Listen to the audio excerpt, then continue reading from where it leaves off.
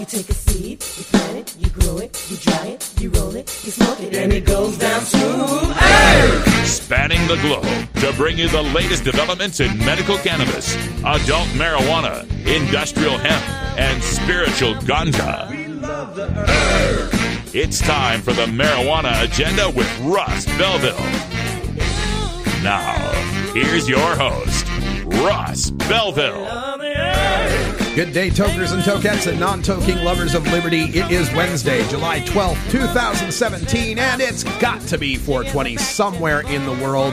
We got a very special edition of the show coming up today because right after our cannabis headline news, I'm moving the Radical Rant up to right after the news today because we've got a special with audio from Attorney General Jeff Sessions at the 30th D.A.R.E training conference in Dallas yesterday. You know, D.A.R.E, drug abuse resistance education from the 1980s, the old just say no attitude.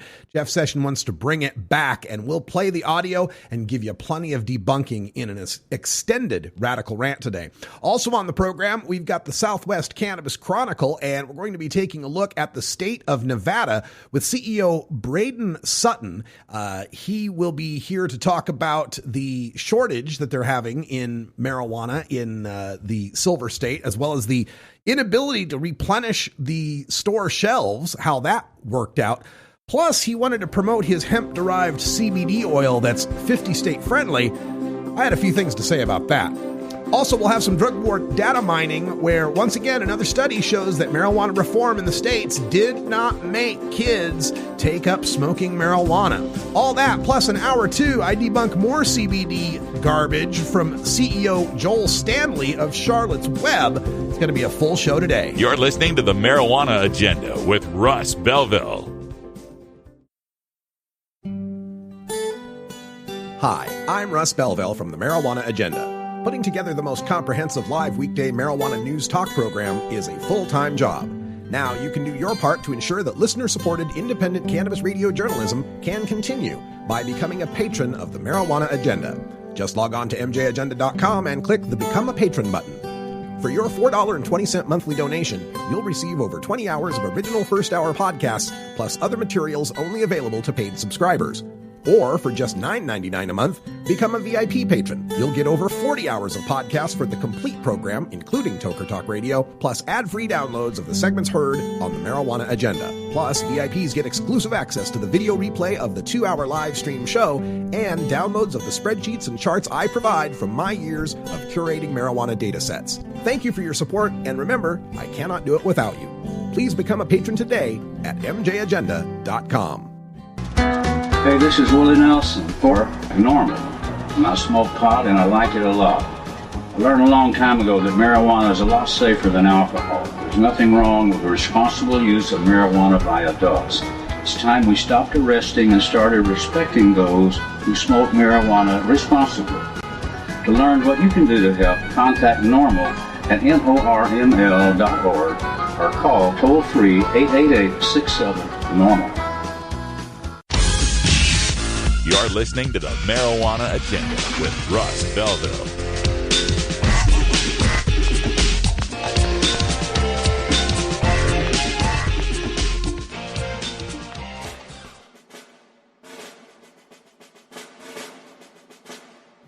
I'm Russ Belville with the Marijuana Agenda.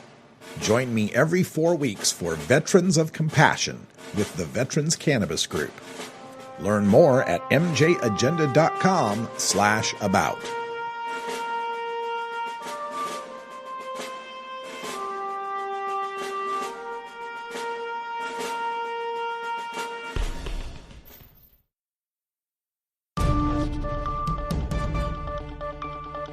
This is your Cannabis Headline News. Brought to you by MarijuanaMoment.net, the complete source for all your marijuana news in one morning newsletter from Marijuana Majority Founder Tom Angel. Subscribe today for free at MarijuanaMoment.net. This is your Cannabis Headline News for Wednesday, July 12th, 2017. I'm Russ Belville. WHDH News Boston reports that Massachusetts Governor Charlie Baker said lawmakers are close to reaching a deal on the state's marijuana bill. 6 lawmakers at the State House have been meeting to discuss changes for weeks, and they are now 11 days past the deadline they imposed on themselves. Voters approved the legalization of recreational marijuana last November. Lawmakers are now negotiating amendments on issues like taxes and the regulation of marijuana shops. Baker said he hopes a deal is reached soon, saying, quote, "I'm told there are only a couple of minor things that are outstanding. I hope they get them done, because if they don't get them done, I think at some point we're going to have to go forward with the law as it was written," end quote.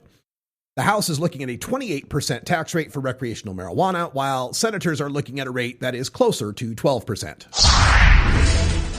A regulatory vacuum has resulted from marijuana's Schedule I status, according to a new study conducted by Temple University, researchers reported in The Cannabist. While the resulting, quote, patchwork of regulatory strategies, end quote, is hindering full understanding of the potential benefits and harms of cannabis for medical uses, it could provide a chance to redefine federal oversight of research efforts, according to the study. Quote, "If we're serious about marijuana as a therapy, as a drug, if we mean it's medicine, then we need to do research on it. We need to do trials," said Scott Burris, director of Temple's Center for Public Health Law Research. "Until the federal government drops it from Schedule I, we're going to be researching this with our scientific and regulatory hands tied behind our back," end quote. Disparate state medical marijuana laws should be considered a call to action for the federal government to weigh in on the topic beyond the Controlled Substances Act, he added. The Anchorage Assembly on Tuesday urged state marijuana regulators to pass laws allowing tourists and locals to smoke or consume marijuana in retail shops, saying it's a problem that people can buy commercial pot products but can't legally smoke it outside of private homes. Alaska Dispatch News reports that the resolution came ahead of the Alaska Marijuana Control Board's meeting in Fairbanks this week. The state regulatory board is expected to weigh several proposals related to marijuana consumption in retail stores. In February, the board abandoned a proposal that would have made Alaska the first state in the country to allow marijuana consumption in retail stores. The other 3 states where commercial shops have opened, Washington, Oregon, and Colorado, have not adopted statewide provisions for in-store use. Some international cities, notably Amsterdam, have allowed marijuana cafes for customers to buy and use pot. The Californian reports that a medical marijuana farmers market held several times since March 2016 and planned for this Sunday was canceled after the Humboldt County Planning Department sent a cease and desist letter. Planning and Building Director John Ford said that the event, known as the Casual Crop Exchange, held at Trim Scene Solutions in Redway, California, was violating the county's cannabis dispensary ordinance because it involved cannabis sales. Quote, "If you're selling cannabis right now, you fall under the dispensary ordinance," Ford said Friday afternoon. "The dispensary has to be within a building. It requires brick and mortar. It requires a permanent location. To do it without a permit is not legal," end quote. Ford said his department sent the cease and desist letter on June 13th after it received a complaint, though Ford said he did not have specific information on the complaint available at the time. A freshman wide receiver for the University of Nebraska's football team, Keyshawn Johnson Jr., has pleaded not guilty to possessing marijuana and drug paraphernalia. Court records reviewed by Associated Press say the written pleas were filed Tuesday in Lancaster County Court in Lincoln. The records say an August 7th hearing has been scheduled on Johnson's motion to receive pretrial diversion. Johnson was ticketed last month after a resident director reported suspected drug use in a dormitory room. The 4-star recruit from Calabasas, California, had enrolled early and went through spring practice. He's since left school at the behest of his father, former NFL receiver Keyshawn Johnson. He said he wants his 19-year-old son to mature before a hoped-for return to Nebraska in January. This has been your Cannabis Headline News for Wednesday, July 12, 2017. I'm Russ Belville.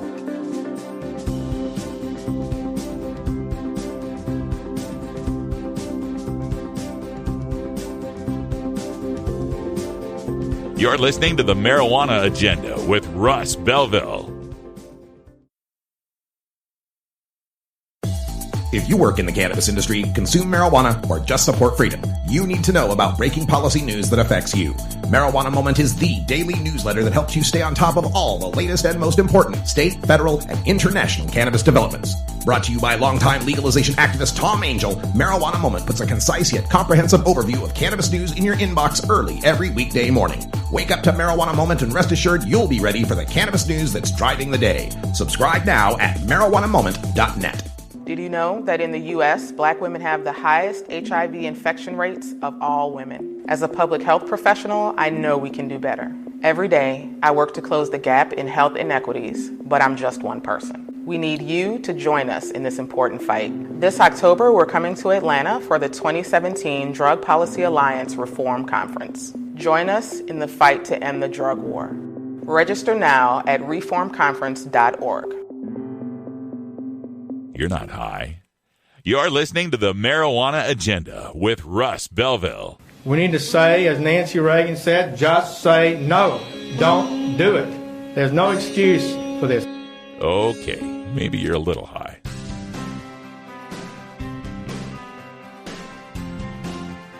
I'm Russ Belville from the Marijuana Agenda.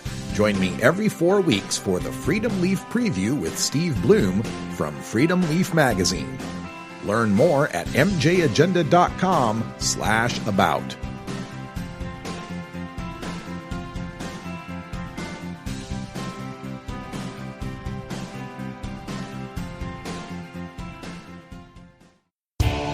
Total war against public enemy number one. 10 federal criminal penalties for the 1 ounce of marijuana. Marijuana is probably the most dangerous drug. Just say no. Legalization is just another word for surrender. I experimented with marijuana and didn't inhale. This is not medicine. This is a Cheech and Chong show. Encourage people to use less drugs. I am ill.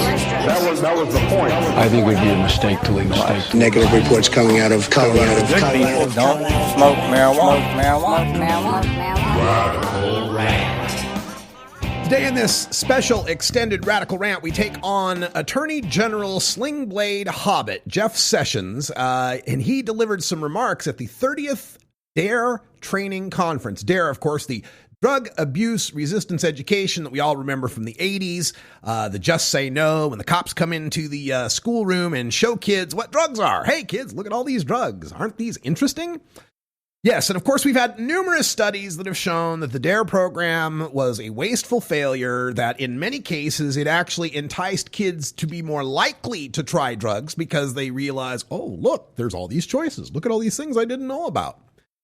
But what was interesting to me in preparing for this rant is I first got Jeff Sessions' prepared remarks online, and I'll post these in the chat room as well for anybody that would want to follow along during the rant.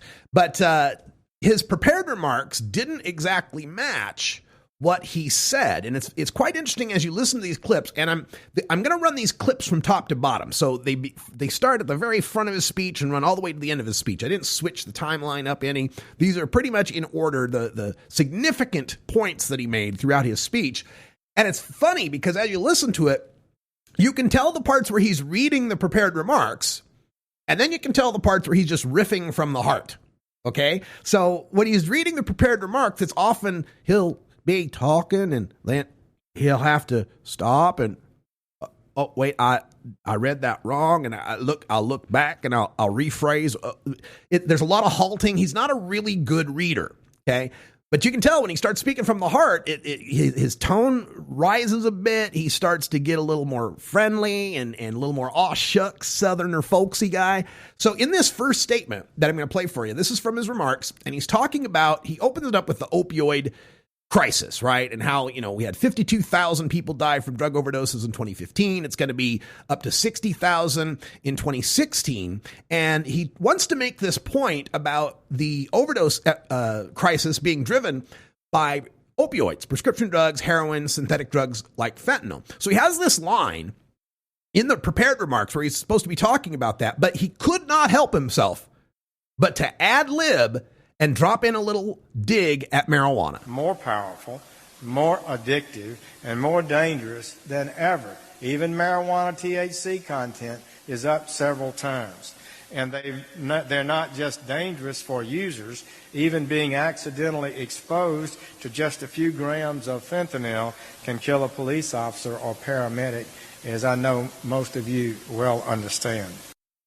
So he's trying to say, he's trying to lump in the increase in marijuana potency with these other drugs that he's talking about. So the context is already, oh my God, fentanyl's 30 to 50 times more powerful than heroin. And marijuana potency went up a lot too, right? It's this conflating of marijuana potency with the overdose crisis. No one's dying of a marijuana overdose, Mr. Sessions. No one's ever died of a marijuana overdose.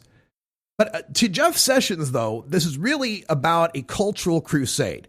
As far as he's concerned, the golden era in law enforcement, in drug prevention, in drug policy was the 1980s. In the 1980s, we confronted, when I was United States Attorney, skyrocketing drug abuse rates across the country. But the nation rose to the occasion, and we successfully reversed those trends, and it can be done again. Okay, so let's take a look at the 1980s drug trends. Indeed, when you look at the National Survey on Drug Use and Health, which before was the National Household Drug Abuse Survey, probably getting that not exactly right, Household Survey on Drug Abuse, I think is what it was called. You look back on those figures, and indeed, you do see a peak of illicit drug use around 1979 and 1980 that drops all the way through 1992. But what was leading to the peak of this so-called illicit drug use was marijuana, was so many people that were using marijuana in the late 70s. It wasn't so much a problem with all the other harder drugs. And there's also a question as to whether or not that decline is an actual decline or the fear of people to answer honestly, given the rhetoric and the fear being generated by the administration. Who wants to answer a question from an anonymous pollster in the middle of 1986, 1987, when every other commercial on TV is just say no and drug abuse is public enemy number one? Who wants to admit that they're the bad guy? So did drug use really drop? Or did we see the reporting, the self-reporting of drug use drop throughout the 1980s and 1990s? And it's also always a mistake here to talk about how many people are using drugs. 1980, half high school seniors admitted they had used an illegal drug sometimes that year. But through enforcing our laws, good law enforcement, and by developing effective prevention programs, we were steadily able to bring that rate down. Yes, indeed. When I was going to high school, 1985, about half, a little more than half, about 60% of the people, or 40% of the kids had mentioned that they had tried marijuana. And going back to 1979, that rate was as high as 60% of the kids had tried marijuana. That rate of trying marijuana has declined. There is nothing that's false about that. However, guess what else declined? Alcohol and tobacco. When I was a high school senior, 90% of my senior classmates had tried alcohol, and 70% of my high school classmates had tried cigarettes. Now, it's down to about 60, 70% for the alcohol and below 40%. It's actually below the level for marijuana when you ask about cigarettes. So what was it that we did that got kids to use less alcohol and tobacco without arresting people, without stigmatizing people, without ruining their lives over the use of those two substances? That's why I'm so pained.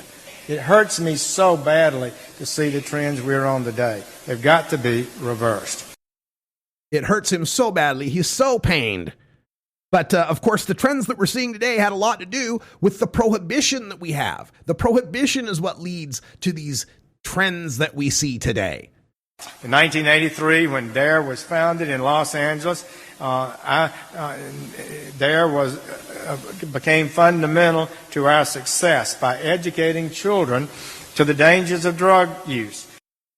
As I said in the beginning, numerous studies that have taken a look at this, that have taken a look at D.A.R.E, have come to the conclusion that it had no success whatsoever in dealing in stopping kids from using drugs. There was no significant difference aside from some of the groups of kids actually becoming more likely to try drugs because their curiosity was piqued by looking at that briefcase that the cop brought in with all of the drugs. And so Dominic Holden, a great guy up in the Pacific Northwest, used to write for The Stranger, actually tried to reach out to get some evidence of this, wanted to find out how do you cite this, right?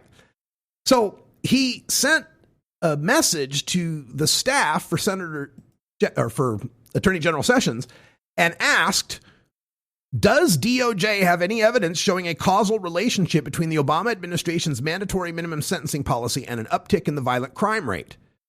Sessions said that the result, I'm sorry, wrong one. In addition, he said, what evidence does Sessions cite when he said D.A.R.E worked? There has been considerable evidence showing it was ineffective at reducing substance abuse. And why should we believe Sessions? And the response from the Department of Justice was, decline comment. Thanks. We don't have to prove nothing. We just say it. Decline comment. Thanks. That's it. That's all we got out of that. Ha! All right. So Sessions went on. So now some people today say that the solution to the problem of drug abuse is to be more accepting of the problem. Just kind of live with it. Don't talk about it. Don't do anything. Who is out there saying that? Who is this straw man out there that's saying we ought to just ignore the problems of drug abuse and just live with it and just let people be? That's all we're talking about these days, is how do we deal with this crisis? That's been on the lips of everybody in drug reform. They say marijuana use can prevent addiction. You've heard them say that. Unbelievable. Well, it's not unbelievable. It's science. We've seen the reports that it reduces, in Medicare Part D, it reduces the number of opiate prescriptions, the number of pills issued by doctor on an average of 1,800 pills per year per doctor. We've seen that it shows a reduction of about 25% in opiate-related overdoses and opiate-related deaths. This is not conjecture. This is not somebody just making something up and pulling it out of the department of their ass. This is real. People's lives are being saved because they have access to cannabis and are getting off of the opioids. And Jeff Sessions, by not allowing people to get to the marijuana, by continuing to prosecute and obstruct marijuana and its development as a legitimate medicine, is guaranteeing that there will be more people turning to the opioids and more people dying from these overdoses. They say the answer is always treatment. Only treatment do they suggest. They say don't talk about enforcement. Gosh, we can't have prosecutions. You can always tell what he's, like I said, when he said gosh, right? He's ad-libbing at that point. But yes, treatment is the answer. Treatment is the answer. What other problem, what other social problem do we have? What other sort of disease do we have, health condition do we have, where we prosecute people to stop them from being sick? Drug addiction problems, dependence issues are a health problem, and treatment is what we use to deal with that. But as far as Jeff Sessions is concerned, the idea is to pretend we could have a world where nobody ever starts taking drugs ever. They say, don't say no to me. Don't tell me what I can't do. So that's the kind of mentality. But I'm going to tell you, that was a mentality in the late 1970s and early 1980s, too. See, and there we get to the root of it. This is a culture war issue to Jeff Sessions. This is about those darn hippies in the 60s and the 70s, those libertine, liberal, anti-war leftists that said, tune in, turn on, and drop out, who said it's all about me, the love decade. That's what he's got a problem with. He's still fighting the culture wars of the 60s and the 70s. In fact, I would argue that one reason we're in such a crisis today, right now, is that we have subscribed to this mistaken idea that drug abuse is not a threat to us. And it's not just a choice, it's a destructive behavior. So it's not just a choice, it's a destructive behavior if you consume drugs. I guess Budweiser doesn't count, though, right? Budweiser, Seagram's, Jack Daniels, those don't count because apparently the Department of Justice has no interest in lobbying for alcohol to be added to Schedule 1, where it would belong if it was scheduled. but or maybe Schedule 2. There might be some medical uses you could argue for. But as sessions went on, it just got more and more offensive, and it led to this statement that he made that I had to bite my tongue not to shout at him while I was listening to it. We are going to work hard together in partnership to crack down on drug distributors, drug dealers who are out there pushing drugs and destroying lives. But jail is not our goal. That's not what we want. What we want to see is drug use go down. We want to see fewer lives destroyed. We want to see more children graduate from college, not drop out of college. We want to see families. We want to see families strengthened, not broken apart and destroyed, and children traumatized by a parent who's addicted. Yeah, we're going to work. We want to see more kids graduate from college. Yeah, tell that to any kid who ever lost his scholarship because of a marijuana piss test. We want to see families strengthened and not broken apart. Yeah, tell that to any kid who's ever had his parent incarcerated because they were growing a few house plants to treat their glaucoma or their chronic pain. We want to see families not destroyed. Tell that to the parent who's had their father killed in a drug war DEA raid. We don't want to see children traumatized. Tell that to every kid who's ever had to see his family pet shot in front of his eyes by cops in the middle of a drug raid. I dare you. We at the Department of Justice are going to work harder than ever to keep drugs out of our country, to reduce their availability, to reduce their price, and to reduce, increase their price, and to reduce the purity and addictiveness of the drugs that are on our streets. Oh, really? Oh, really? So we're going to go back to what you did in the 1980s. When you were a federal prosecutor from 1981 to 1993, the way we did things in the 1980s, that's your goal, that's your plan, that's your strategy. You want to reduce availability, drive up price, and reduce purity. Really, that's your goal. All right, well, let's take a look at the record. We actually have data on this. You can look this shit up. Office of National Drug Control Policy, average purity of street-level heroin purchases from 1981 to 2012, we see that under the tenure of Jeff Sessions, that average purity doubled, more than doubled. The prohibitionist policies, the get tough law enforcement, just say no, tough on crime policies in the 1980s led to a doubling of the purity of heroin. Oh, and you're going to drive up its price, right? You know, if we go after the kingpins, we go after the drug dealers, the price will get so high that nobody can afford it. Well, no, what happens when addicted people can't afford things is they commit crimes so they can afford things. Driving up the price doesn't stop addiction. It just makes the effects of it worse for everyone else. But again, let's go back to the stats. Let's go back to the history. Jeff Sessions, 1981 to 1993. I have this annual price of one expected pure gram of heroin. Again, this coming from federal figures. And that price of a pure gram of heroin was between $1,500 and $2,000 in 1981. By the time Jeff Sessions was out after his prohibitionist drug war, get tough on crime, just say no policies, that price was down to between $500 and $750. So again, the price decreased by half. He wants to drive up the price. His policies drove down the price by half. He wants to reduce the purity. His policies increased the purity by half. So once again, the facts, the science, do not agree with the drug warriors. Law enforcement is a part of the answer.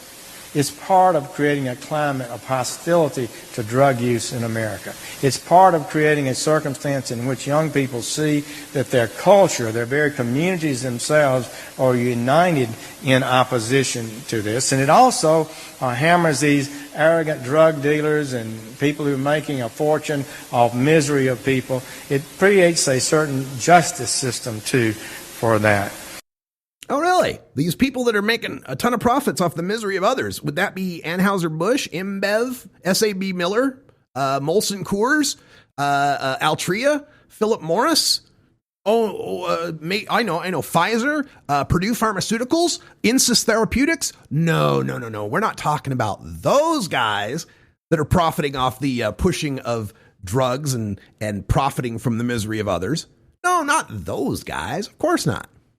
Now, speaking of those guys, this is where the gap in Jeff Sessions' understanding of reality couldn't be more pronounced. And that is in the following statement. Now, I gotta preface this statement by noting that the recording of the statement cuts off very interestingly and coincidentally right at the part of the statement that would make him look like an idiot. So we know also that drug trafficking is an inherently violent business. If you want to collect a drug debt, you can't and don't file a lawsuit in court. You collect it by the barrel of a gun.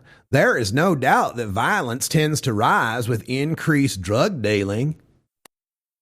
Fascinating how that part got cut off. The whole quote is, we know drug trafficking is an inherently violent business.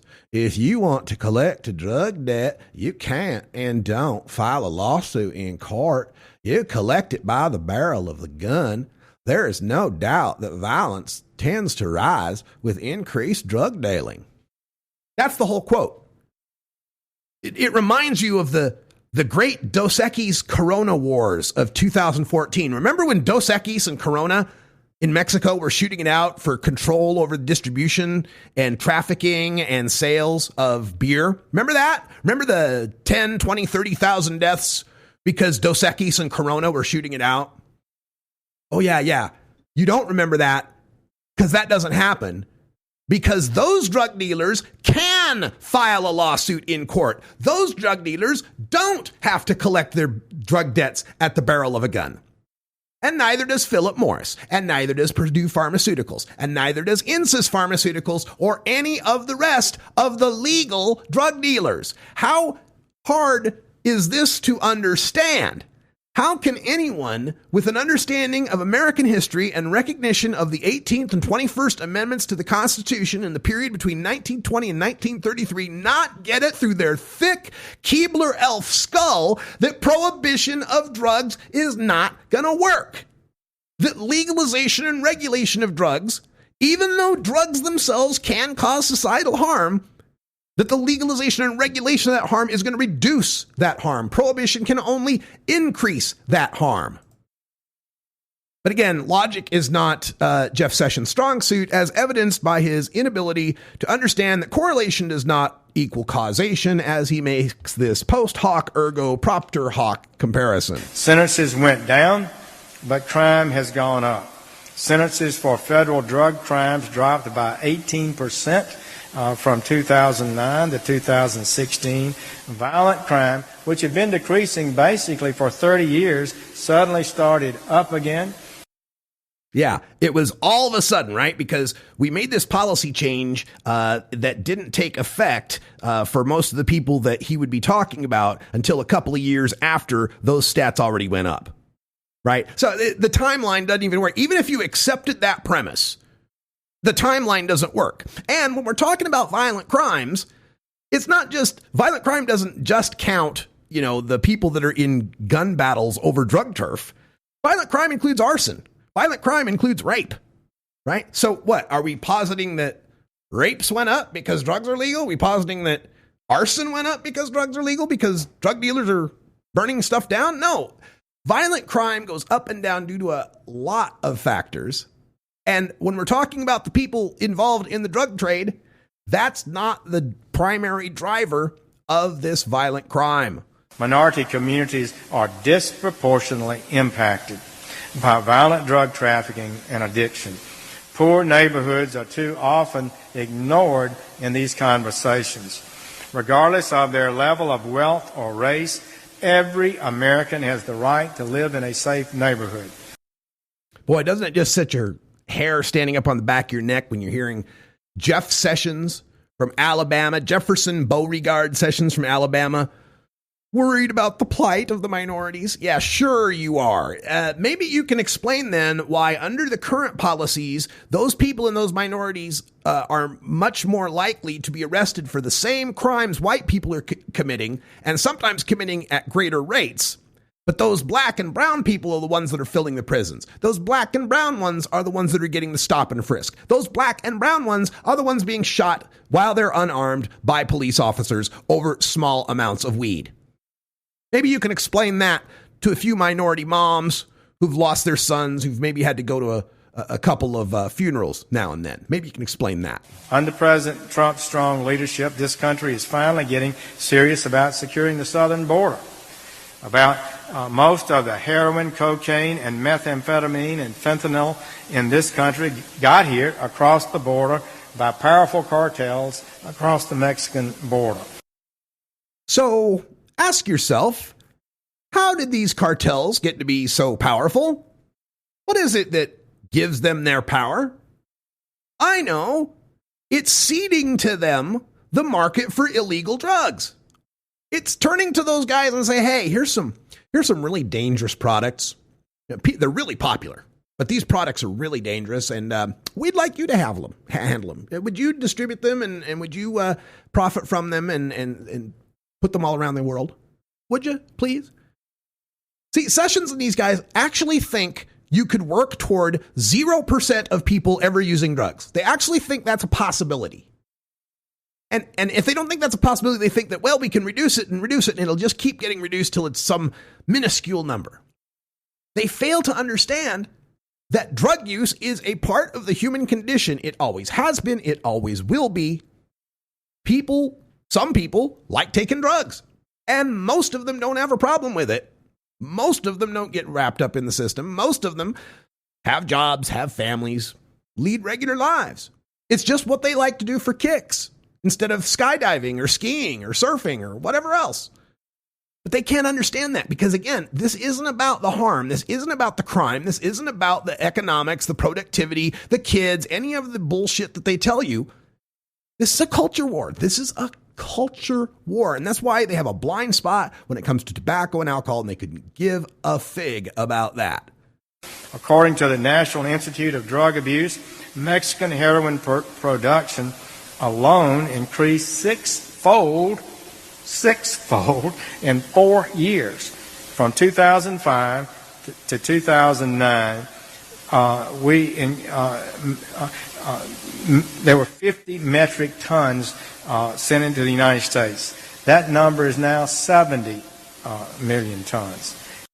Oh my God! Oh my God! We went from 50 tons to 70 million!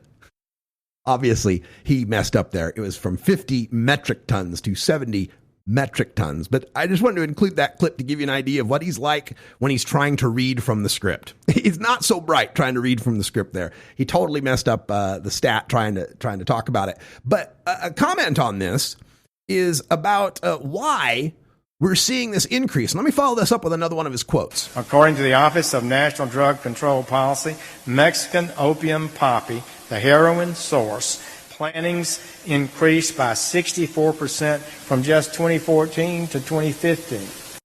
Okay, so these are true facts that the Mexicans are planting more poppies, and the only part missing from this is an explanation of why. Why are they planting the poppies? Because, there's not a whole lot of consumers of heroin, right? The number of people in any given month that are using heroin is 500,000 or less. So not a big audience to sell that to. Not a lot of customers. Marijuana, though. Oh, my goodness. Marijuana. 30 million people use marijuana regularly. So why would these guys be planting all these poppies when if they planted cannabis and harvested the marijuana from it, there'd be so many more people to sell it to? Oh, yeah, that's because we've legalized marijuana in 8 states now. And report after report since 2012 has talked about how the Mexican farmers who grow for the cartels can't make enough money planting cannabis anymore to sustain themselves. Their take has gone from $100 a kilogram down to $25 a kilogram, as reported by the Washington Post. A lot of these farmers are switching over to poppy because they have to. because we took the marijuana business from them. Let's take the heroin business from them too. Let's take that away. Again, I know this is hard for some people to understand, to wrap their minds around, but you just have to accept there will always be demand for heroin. There will always be demand for cocaine. There will always be demand for all of these drugs. And either we can regulate it and sell them and have some hand in controlling them, or we can abdicate that responsibility and give it up to murderous cartels. Why does Jeff Sessions want to keep giving business to murderous cartels? Well, the last quote that I have for you may offer some insight into that, because he just briefly in this whole speech about the opioid crisis, touches on the root of this crisis. The root of this crisis, which was doctors being bribed to overprescribe all sorts of synthetic opioids. The DEA allowing a 39 times increase. He talked about a 6-fold increase in heroin. There was a 39-fold increase in the production of oxycodone from 1993 to 2015. It was the doctors overprescribing, prescribing this stuff off label, the FDA allowing these pharmaceutical companies to push their drugs direct to the consumer on the TV, to allowing them to give like beach balls and sun hats and all sorts of swag to promote this, setting up fake speaker programs for doctors and nurse practitioners and others to funnel money to them if they would prescribe more of these opioids. And then when those people do get addicted to those opioids, those synthetic, expensive opioids, and the doctor cuts them off or their insurance runs out, that's when they're going to the street and getting the heroin. That's when they're going to the street and getting the stuff that's laced with fentanyl. And that's when they're getting killed. That's when they're dying. But Jeff Sessions only had this little tiny thing to say about how the DOJ was going to go after Big Pharma. The department is also holding drug manufacturers accountable for their actions.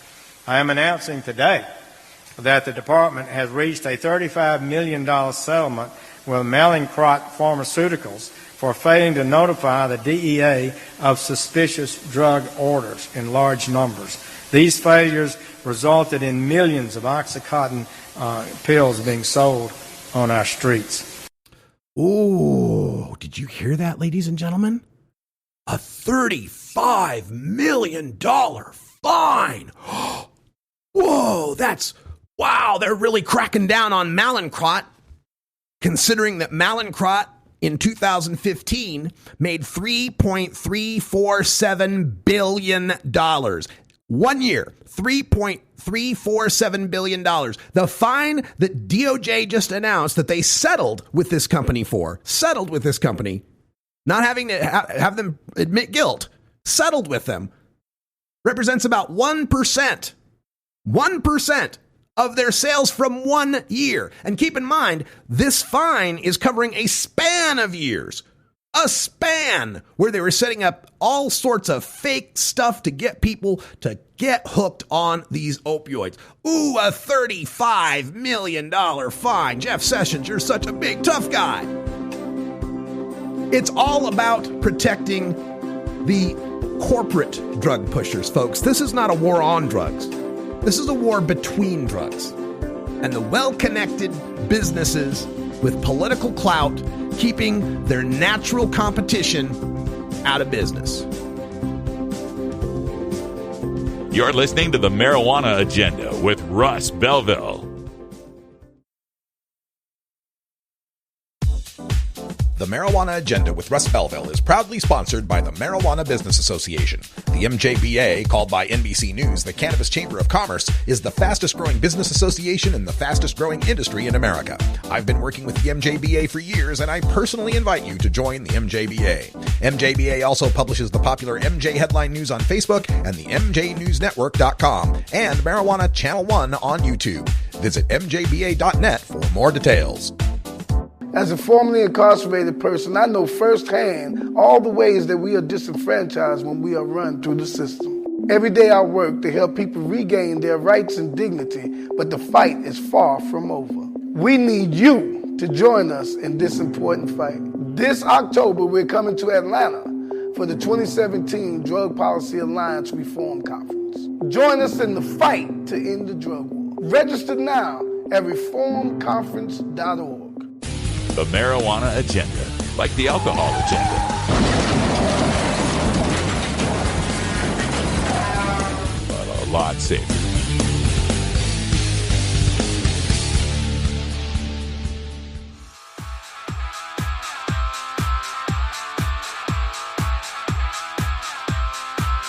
I'm Russ Belville from the Marijuana Agenda. Join me every 4 weeks for Cannabis Sports Medicine from the Gridiron Cannabis Coalition. Learn more at mjagenda.com/about.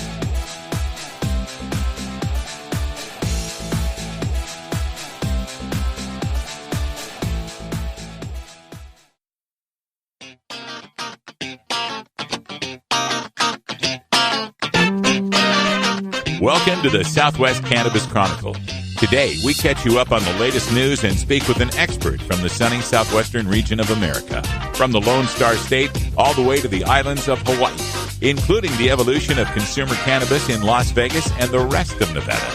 Grab your sunscreen and drink plenty of fluids. It's time for the Southwest Cannabis Chronicle.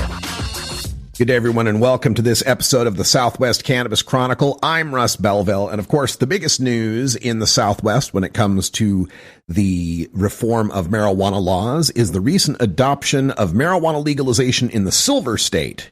In Nevada, they began their recreational marijuana sales on July 1st, and it wasn't a week into sales they found they were running out of product. And joining us to discuss the situation, we've got Braden Sutton. He's the CEO of Friday Night Inc., which owns and controls both hemp and cannabis-based operations in Nevada. And Braden, welcome to the show.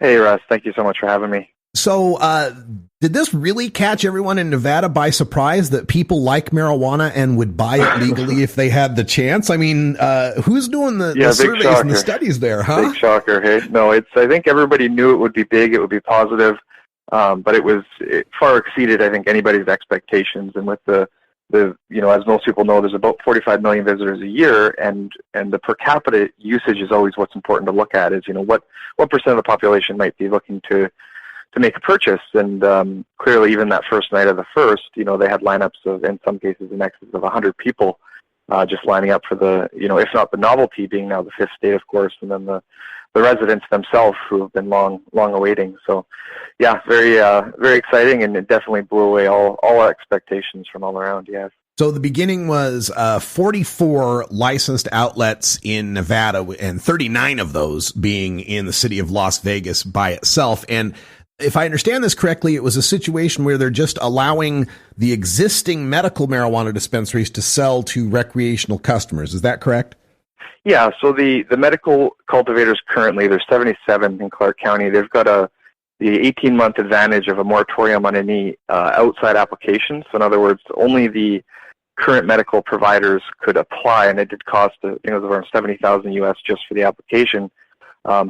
To provide these dispensaries with 21 up cannabis. All right. And so we've got these 44 outlets, 39 in Las Vegas, Clark County, which, of course, where most of the tourists would be going to make their recreational pot purchases. So what we had then was a medical system. Now, Nevada in 2013 allowed people with out-of-state medical cards to shop there at the dispensaries. Do I have that right? That's correct. They were the first state. There's actually now 29 states. Most people don't even know there's that many, but 29 with a medical program. Nevada was the very first to do reciprocity, even with Canada, actually, is what in Europe, if people had a card from another jurisdiction. But they did accept, all the retail stores had giant signs saying California cards welcome, and really embraced it because the medical side is, it's snoozy. It's not they did allow the reciprocity, and as I said, medical is in general pretty snoozy. There's not that many folks that'll go out and either purchase or see a doctor and get a card, and therefore it's just night and day, in relation to just being able to deal with the public, anybody 21 and up walking in.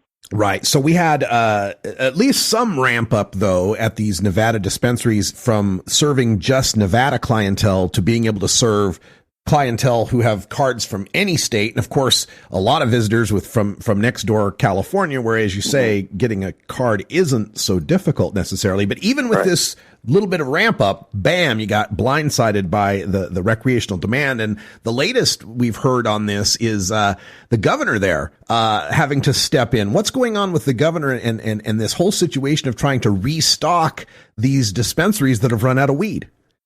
Yeah, Sandoval. So the real issue that, I don't think, frankly, many people anticipated it being to this extreme, as I said, but, by August, there's a very high likelihood that there will be literally no cannabis available.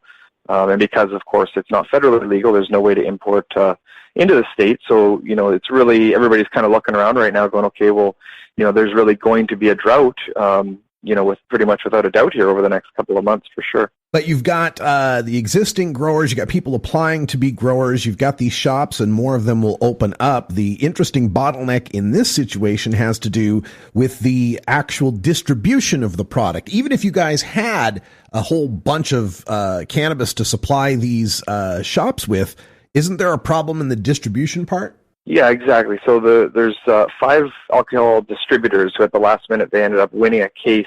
They fought back and wanted to have the exclusivity on all distribution. They won it, which in my opinion is a great thing in a sense that they're in that business. They've got the ecosystem and all of the moving parts to make it happen. The downside being they obviously don't know cannabis. They haven't transported cannabis. They don't understand its logistics, and so the cultivators are themselves handcuffed in the sense that, well, they can no longer just physically drive the product to the store. They now have to deal with this middleman. So there could very much be, hiccups over, again, the next, call it 6 to 8 weeks as it unravels. But they successfully won. So it'll be basically to be determined how it's going to unfold. It's going to be very interesting. Yeah, it's an interesting case where the question 2 in Nevada that was the initiative to legalize gave the exclusive distribution rights to the alcohol distributors, but had a caveat in there that said if they couldn't handle the load, there could be more distributors added.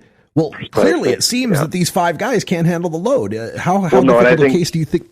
Yeah, and I mean, you can kind of myself read between the lines and go, okay, well, that line was there very purposefully because there's a high likelihood of this happening and breaking down, and then they're going to go, okay, well, we're obviously going to need some help from the industry here. So I'm, like I said, I myself am not concerned. We've got tremendous guys there, both legal and operational in Las Vegas, and they're not sweating anything yet. So they're just kind of again sitting back and waiting to see everything unfold. All right. So as a CEO of this company, Friday Night Inc., you're controlling cannabis operations in Nevada. How does this affect you, and how do you plan for the future? What sort of things are you going to have to do to ride this wave?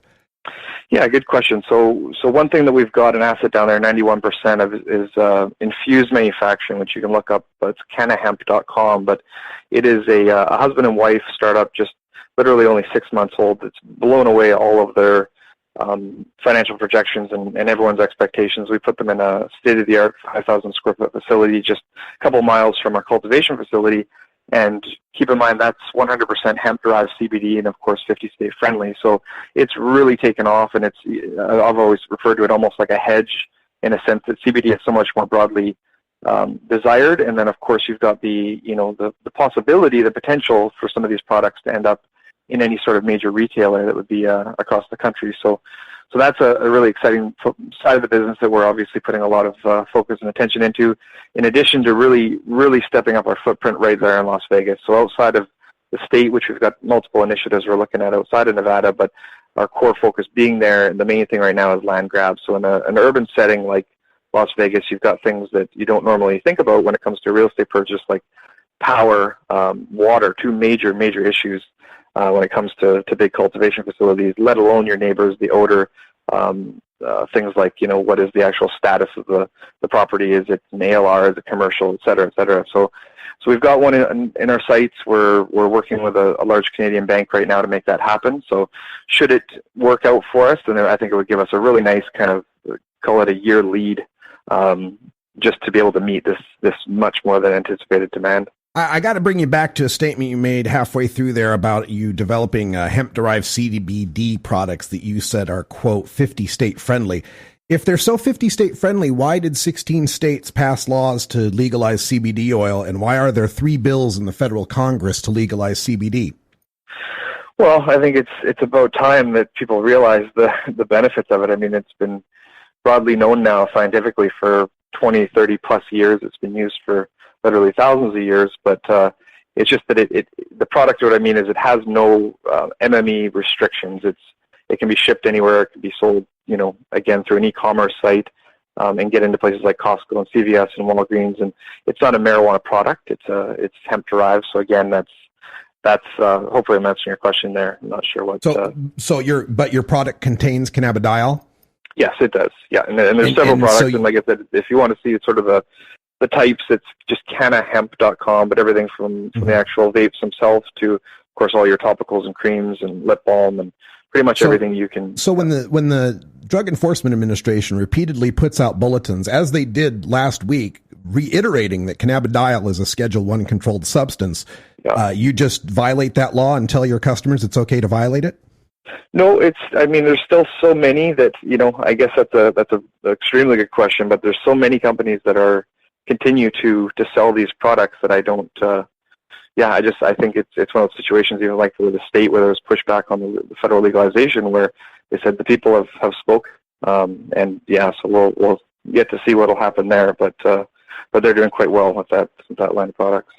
But to be clear, you're telling your customers the cannabidiol in your hemp-derived CBD oil is legal in all 50 states, while the DEA is saying it's not.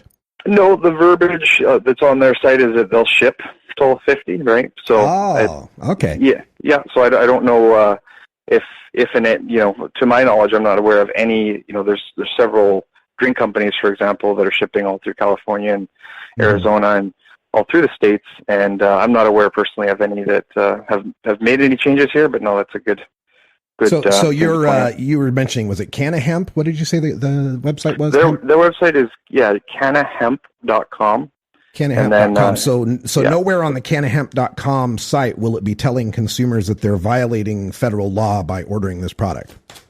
Well, I would have to go on there, and that site in and of itself is actually brand new. So I've got Chris and Morgan, who are our operators down there. Like I said, they've only been in business for going on now 6 months. So I'd have to talk to get Chris on. Chris is very much, as it relates to legislation, I mean, he's quite plugged into it. So I'm certain that they're taking any measures they have to warn people if there is any sort of disclaimers on the site. I'm sure that they will be there 100%.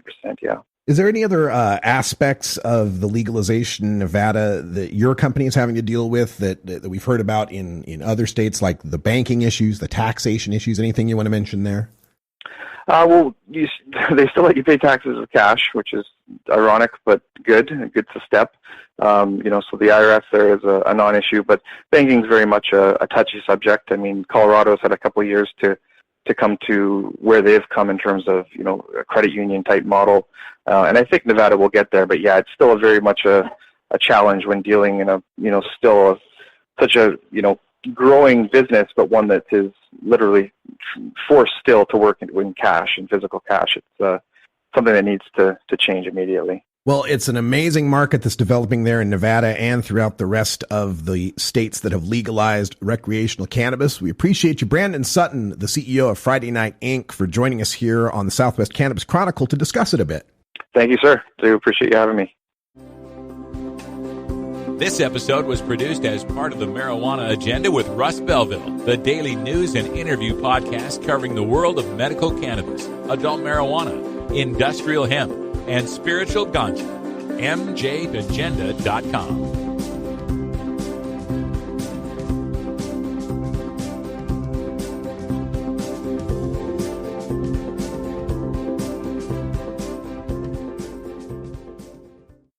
Hey everybody, it's Russ Belville from the Marijuana Agenda, inviting you to be like me and get your ink done at Lucky Horseshoe Tattoo, Fort Worth's most female-friendly, clean, sterile, awesome tattoo shop. Thomas and his crew are true artists who can design you a custom piece or use a design you bring in. Lucky Horseshoe also offers all styles of tattooing as well as piercings and all-around fun. In the DFW area, stop by Lucky Horseshoe Tattoo and tell them Radical Russ sent you. Trust me, it'll feel awesome. Hey, this is Willie Nelson for Normal. And I smoke pot and I like it a lot. I learned a long time ago that marijuana is a lot safer than alcohol. There's nothing wrong with the responsible use of marijuana by adults. It's time we stopped arresting and started respecting those who smoke marijuana responsibly. To learn what you can do to help, contact NORML at NORML.org or call toll-free 888-67-NORMAL. All right, folks. Well, I went long on the radical rant, so we're going to push the drug war data mining into hour 2. I've also got some reefer madness to debunk. Coming from our side, CEO Joel Stanley from Charlotte's Web has authored a op-ed where he makes a lot of those CBD oil is legal claims, so I got to tear that down. Thanks for joining us. Until next time, take care of each other, tokers. Follow MJ Agenda on Facebook, Pinterest, Instagram, YouTube, and follow MJ Agenda Show on Twitter.